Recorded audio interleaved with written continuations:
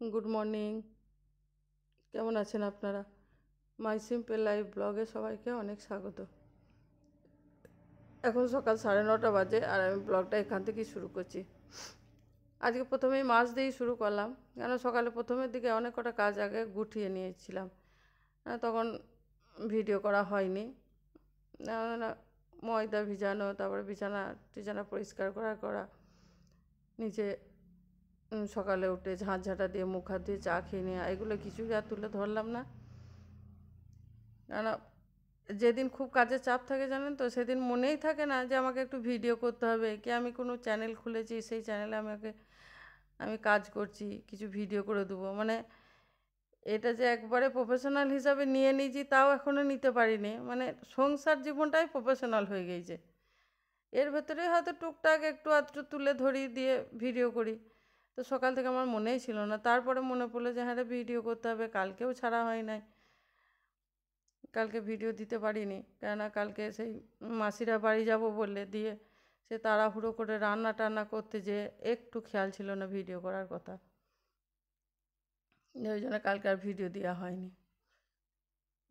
আজকে সেই মাছটা আরও তাড়াতাড়ি বেছে নিল, কেন সেই আঁশগুলো আজকে পরিষ্কার করে দেয় না। দেখলাম ফ্রিজে ভরে রাখলে আঁশগুলো আবার যদি হয়ে যায়, জমে যায়, ওই জন্য আবার মাছটাই আগে পরিষ্কার করে নিলাম। বড়ো ছেলেটা আগে একটু পিড়ে বেলুনের চেষ্টা করলে, আমি আবার সরিয়ে দিয়ে বললাম যে দে আমি বেলছি, ছাড়।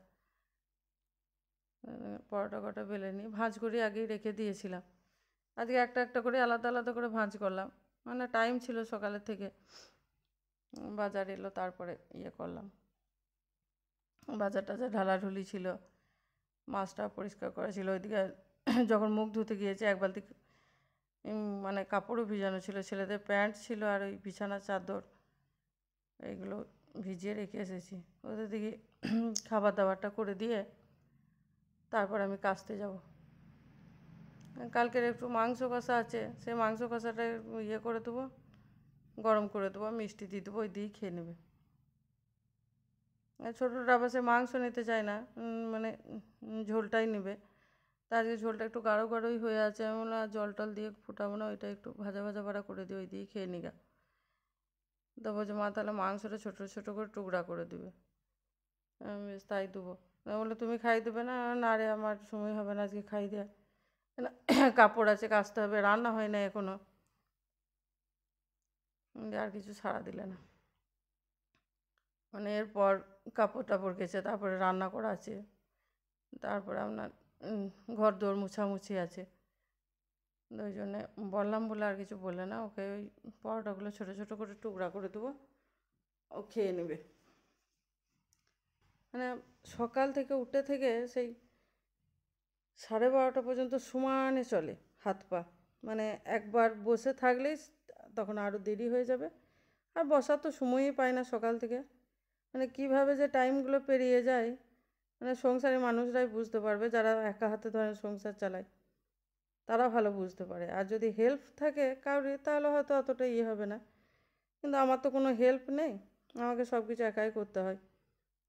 মানে সেই সংসারে জুতো সেলাই থেকে চণ্ডীপাঠ পর্যন্ত সব আমার দায়িত্ব। ওর ভিতরেই ছেলেদের পড়াশোনারে, আর এই সত্যি কথা কি, এই বাবার মৃত্যুর পর থেকে ছেলেদের পড়াশোনাটা আমি অতটা মানে খেয়াল করে দেখতে পাচ্ছি না। মানে সন্ধ্যে থেকে বসতেই ইচ্ছা যাচ্ছে না, মানে মন মেজাজ ভালোও থাকছে না, কিছু না। তার ভিতরে এক আধবার পড়াচ্ছি বসাচ্ছি, কিন্তু বেশ সেই রকম আগের মতো আর মানে জোর দিতে পারছি না, মন মেজাজ ভালো থাকছে না বলে। কিন্তু খাওয়া দাওয়াটা ওদের তো ওদের মতোই দিতে হবে, যতই মন মেজাজ ভালো থাকুক আর না থাকুক, মানে ওদের মতো খাবারটা দিতেই হবে আমাকে। যা দেখেন একটু রান্না বসিয়ে দিলাম, ওইদিকে একটু করলা আলু ভাজা দিলাম, আর একটু বাঁধাকপির তরকারি করে দেবো। আর এই মাছটা আজকে রান্না টান্না করবো না, ভাবলাম মটরশুঁটি আর এনেছে ওই দিয়ে চচ্চড়ি করে দেবো একটু, তাই কিন্তু আজকে আর ইচ্ছা গেল না, প্রচণ্ড দেরি হয়ে গিয়েছে। মানে প্রায় 11:15 বাজে, এই রান্না সেরে তারপর ঘর দোর মুছতে মুছতে আমার অনেক দেরি হয়ে যাবে। থাকা মাছটা চচ্চড়ি করবো না, বাঁধাকপির তরকারি, ডালটা আগেই করে নিয়েছি, এই দিয়ে আর ওই মাছ ভাজা করে দেবো, মাছ ভাজা দিয়েই খেয়ে নেবে। রাত্রে তো ডিম খাবে, মাছ মাংস রাত্রে খেতে চায় না, ডিমটাই বেশি খায়। যাকে দেখেন মাছ ভাজাটা দেখালাম না, মানে ঘরদোর মুছতে চলে গিয়েছিলাম। এই যে ঘরদোর মুছে চান টান করা হয়ে গিয়েছে, এখন 1টা বাজছে। ছেলেরা আমার টিউশনি পড়ছে, আমি এই যে চান টান করে একবারে ছাদে কাপড় মেলতে চলে এলাম। আজকার যেয়ে একদমই দাঁড়াবো না, মানে একবারে নিচে গিয়েই আগে বাথরুমে বালতিটা রেখে উঁচুটা করে নেবো। মানে কালকে একটু লেট করেছি, দিয়ে আর নামাজ পড়তে একবারে দেরি হয়ে গেলে, খাওয়া দাওয়া পরে একবারে নামাজ পড়লাম, দিয়ে সেই উঁচু দিয়ে আবার আসরে নামাজও পড়তে হলো। আজকে তাই ভাবছি যে ওরা টিউশনে যখন পড়ছে আমি নামাজটা পড়ে নেবো ওই ভেতরে।